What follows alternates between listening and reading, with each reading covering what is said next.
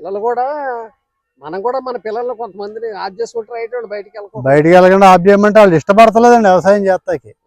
అసలు ఎంతసేపు 20 ఏళ్ళు వచ్చినా 10 ఏళ్ళు వచ్చినా 15 ఏళ్ళు వచ్చినా ఆ లగ్జరీ లైఫ్ అలవాటు పడిపోయాడు కానీ వ్యవసాయానికి వస్తలేదు.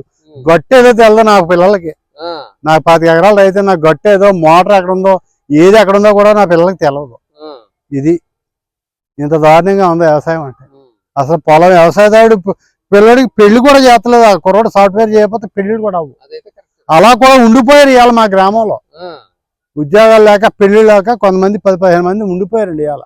నాతోటి ఉన్నవాళ్ళు నాకు ఇవాళ 59 సంవత్సరాలు, నాతోటి వాళ్ళు 55 ఏళ్ళు 45 ఏళ్ళు 50 ఏళ్ళు వాళ్ళు పెళ్లి లేక అలా ఉండిపోయారు. ఇవాళ వ్యవసాయం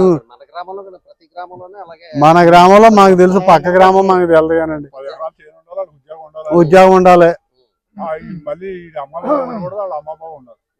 అలాగ ఉందండి. అసలు తల్లిదండ్రులు ఉండకూడదు.